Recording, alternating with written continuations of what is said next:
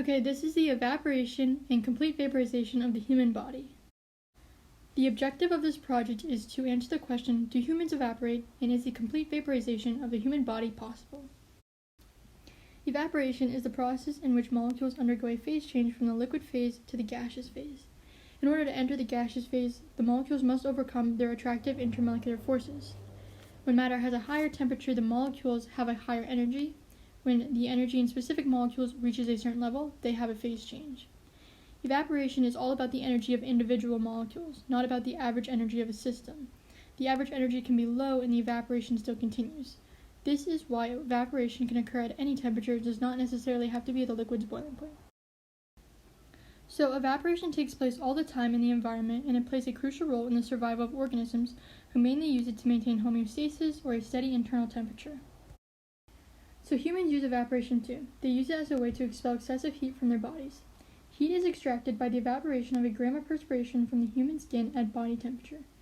Evaporation is an extremely effective way to remove excessive body heat because water has such a high latent heat of vaporization. So when the perspiration from the skin evaporates, it takes a lot of heat with it. So because human evaporation is the evaporation of sweat, it is associated with high water loss. Because of this, evaporation as a means of cooling is more often used by organisms who have easy access to water.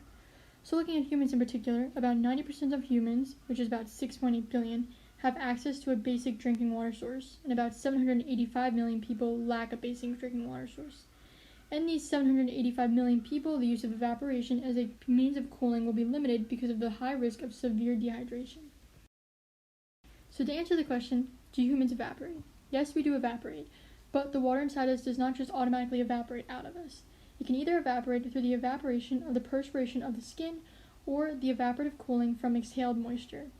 It is also important to note that the amount of fluids evaporating from the body increases with increasing skin temperature. So now that it's known that humans evaporate through the evaporation of the fluids they perspire, you have to ask, if I don't sweat, am I still evaporating? The answer is yes. A physiology text quotes that the average human loses about 600 grams of water a day to insensate loss. And just for perspective, 600 grams of water is about 2.4 cups of water. So even though you may not feel yourself sweating, you are still perspiring and thus evaporating. So this is why it is fairly common knowledge that one should consume 8 glasses of water a day. Obviously, 8 glasses of water is a lot more than 2.4 cups, but that's because you lose water by other means during the day as well. So these 8 glasses replenish the body of the water lost during the day.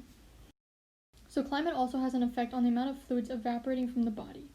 Typically, in drier climates, the lower humidity level in the air will cause the water in the skin to evaporate more rapidly, and the moisturizer one applies to also evaporate more rapidly. In particular, when the humidity level drops below 30%, the skin especially starts to dry out. These low humidity levels are typically in the colder winter months. But it's also important to note that in hotter climates, the skin temperature is hotter, leading to increased perspiration and thus increased evaporation of fluids from the body. So evaporation pretty much occurs all the time. So evaporation is actually linked with wrinkled, dry, saggy skin. So collagen is an important component in the elasticity and resilience of skin, and water just so happens to be an important part in collagen. In particular, by weight, water makes up approximately 60% of collagen. The evaporation of water from the skin not only takes water away from the body, but also away from the collagen, thus drying it out. This diminishes its effects on the elasticity and resilience of skin. So wrinkles are formed every time you flex your face muscles. This creates tiny grooves under the skin's surface. Typically in younger people, they produce more collagen, so the collagen that's dried out does not have too much of an effect and their skin bounces back. But after the age of 20, every year your body produces 1% less collagen.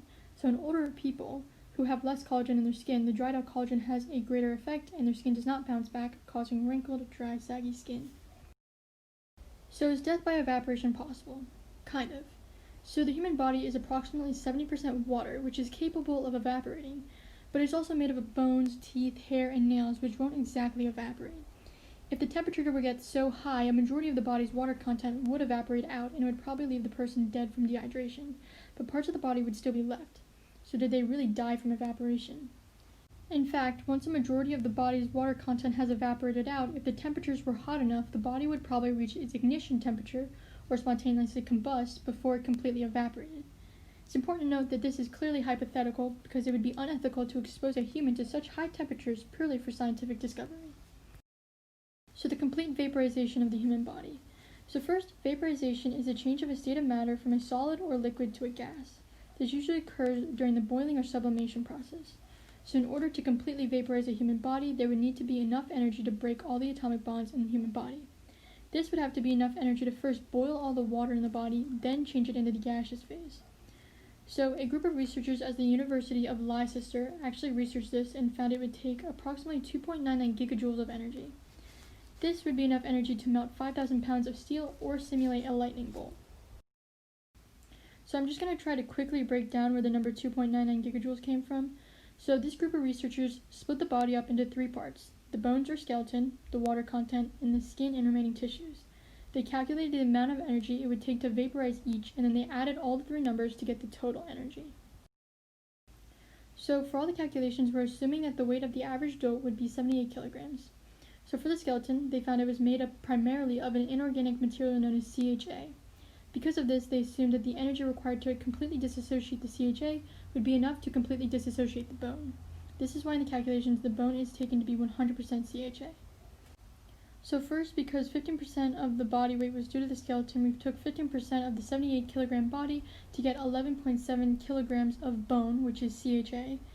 Then using the molar mass of CHA and the mass of the skeleton, the moles of CHA was calculated. Then using the structure of CHA, the 11.7 moles of CHA was converted into moles of certain types of bonds. Then using bond energies, the moles of certain types of bonds were converted into energy in kilojoules. All these energies were added to get 89.81 times 10 to the third kilojoules of energy needed to vaporize a human skeleton.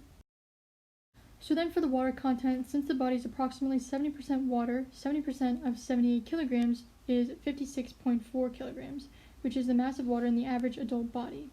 Then 56.4 kilograms was converted into moles of water using the molar mass of water to get 3.03 times 10 to the third moles of water in the human body. Then using the structure of water, the moles of water in the body was converted into moles of OH bonds in the human body, which was then multiplied by the bond energy of OH bonds to get 2.79 times 10 to the third kilojoules of energy needed to vaporize the water content in the body. So the last part of the calculations is the skin and remaining tissues. So because of the complex structure of the remaining tissues, they were assumed to be similar to dried pork because the anatomy of the pig and the anatomy of the human are extremely similar, especially in regards to the skin and tissues. So given that 15% of the body weight is due to the remaining tissues, 15% of 78 kilograms was calculated to be 11.70 kilograms, or 11,700 grams. This was then multiplied by the kcal per 100 grams of dried pork and found to be 26,910 kcal, which converted into kilojoules is 1.13 times 10 to the fifth kilojoules. So then for the whole body, the amount of energies from each component of the body that was calculated were added up and found to be 2.99 times 10 to the 6 kilojoules, which converted into gigajoules is just 2.99 gigajoules. This project was created by first gaining a full understanding on the topics of evaporation and vaporization. Then research was done on the human body and ways evaporation could affect it. Questions were posed such as, what if one does not sweat? Does evaporation cause wrinkles? Is a death by evaporation possible? These questions were researched in depth in order to find answers to them. Then the vaporization of a human body was researched. In-depth research was conducted, and the examination of previously published articles and journals was done. Finally, using what was learned, a research paper was written and a PowerPoint was made. What can be learned? The human body evaporates as a means to expel excessive heat and maintain homeostasis. Evaporation of the skin is linked with wrinkled, dry, saggy skin. Evaporation of fluid from the body increases as surrounding temperature increases. You can evaporate to death, but you would probably spontaneously combust first. And it takes 2.99 gigajoules of energy to vaporize a human. What I learned the answers to my questions: do humans evaporate, and is a complete vaporization of the human body possible? I also learned more about the composition of the human body, some causes of wrinkles, and the human body's similarities with pigs.